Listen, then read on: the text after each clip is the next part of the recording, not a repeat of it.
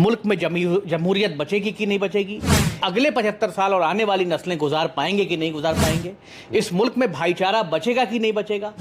आपको लगता है कांग्रेस आइन बचाएगी?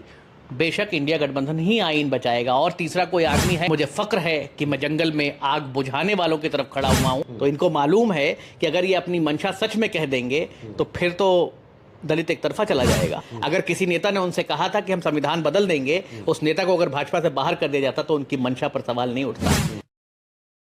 तो मेरे साथ बात करने के लिए डॉक्टर महराज हुसैन मौजूद हैं। हाल ही में इन्होंने यानी छठे चरण के दौरान कांग्रेस में घर वापसी की है। जुनैद नासिर का जो चर्चित हत्याकांड था राजस्थान का, उससे आहत होकर इन्होंने इस्तीफा दिया था और उसके बाद से लगातार कांग्रेस की आलोचना भी की और आखिरकार फिर से कांग्रेस में घर वापसी कर ली। क्यों डॉक्टर साहब, ऐसे कैसे हृदय परिवर्तन हुआ?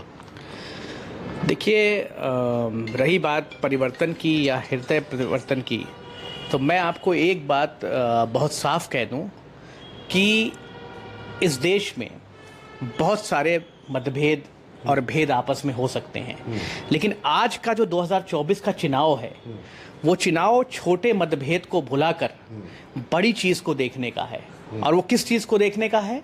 वो देखने का है कि इस मुल्क का आइन बचेगा कि नहीं बचेगा, इस मुल्क में जमहूरियत बचेगी कि नहीं बचेगी, इस मुल्क में हम जिस ताने बाने को गांधी ने, जिस ताने बाने को नेहरू ने, जिस ताने बाने को अंबेडकर ने बुना, उस ताने बाने के साथ जो 75 साल हमारे इस मुल्क में गुजरे हैं, वो अगले 75 साल और आने वाली नस्लें गुजार पाएंगे कि नहीं गुजार पाएंगे, इस मुल्क में भाईचारा बचेगा कि नहीं बचेगा, इस मुल्क में जो है कौमी यकजहती बचेगी कि नहीं बचेगी, इस मुल्क में सबका साथ और सबका विकास की जो सिर्फ बात है, वो हट के वाकई सबका साथ सबका विकास होगा कि नहीं होगा, दलित भाइयों का, आदिवासी भाइयों का जो शोषण हो रहा है वो रुकेगा कि नहीं रुकेगा, उनके आरक्षण पे कोई ठेस आएगी कि नहीं आएगी, ये मुद्दे हैं इस वक्त इस मुल्क के। तो इसलिए मुझे ये लगता है कि आप अगर कोई छोटी सी बात को लेकर मन मुटाव की बात करें या किसी चीज की बात करें, तो मैं उसका जवाब बहुत खुल के देना चाहूंगा कि मुल्क का आइन बचेगा तो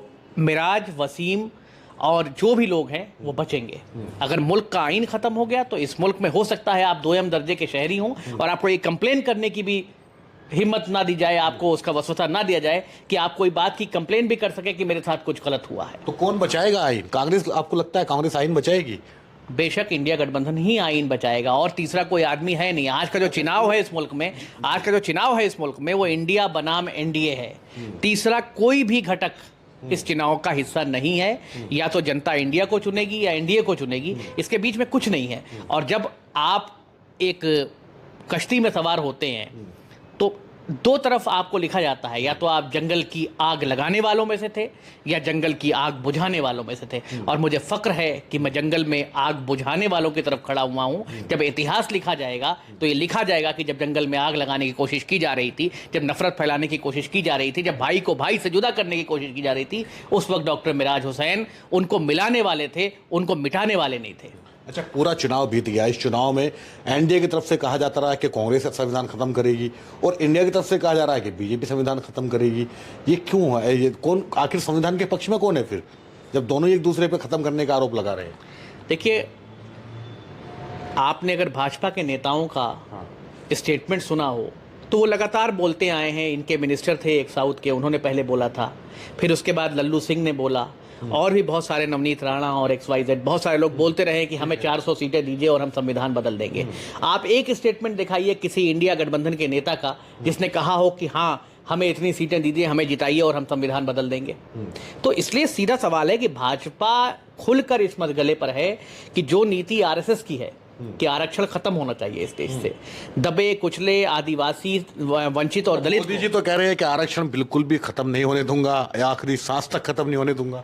उन्होंने कहा कई बार अपनी चुनावी रैलियों में। मोहन भागवत जी को सुना है आपने बिहार की रैली में जिस पर ये चुनाव हार गए थे? तो इनको मालूम है कि अगर ये अपनी मंशा सच में कह देंगे तो फिर तो दलित एक तरफा चला जाएगा, आदिवासी एक तरफा हो जाएगा इनके खिलाफ। इसलिए जब इनको लगा कि ये 2-3 चरणों के बाद ढलमला गए हैं, इनकी जो एक बात कहते हैं ना कि बॉलर अगर 3 छक्के खा जाए 3 गेंदों पे, तो चौथी गेंद पर कमेंटेटर कहता है कि बॉलर अपनी दिशा और दशा खो बैठा है।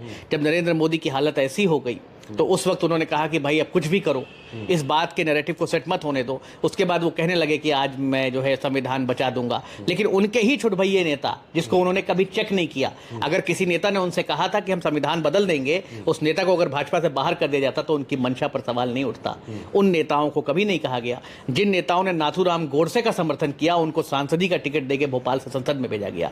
और उसके बाद ये कहें कि गांधी हमारा लीडर है, तो हम तो नहीं मानेंगे। आज मोदी जी लड़बड़ा के बोल रहे हैं गांधी को कौन जानता है, उनको तो फिल्म बनने के बाद लोगों ने जाना। तो कल को कह देंगे कि सुरमा भोपाली को जब आए थे फिल्म में, तो उसके बाद लोगों ने भोपाल को जाना था।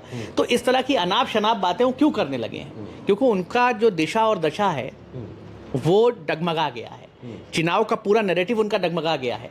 पिछले 70 सालों से वो कांग्रेस का हिसाब मांग रहे थे, लेकिन पिछले 10 सालों में उन्होंने क्या किया, इसका हिसाब वो जनता को नहीं दे पा रहे हैं। और इस परेशानी में, इस निराशा में, हताशा में वो अपनी लय और खो चुके हैं, लय ताल अपना, और इस तरह की बातें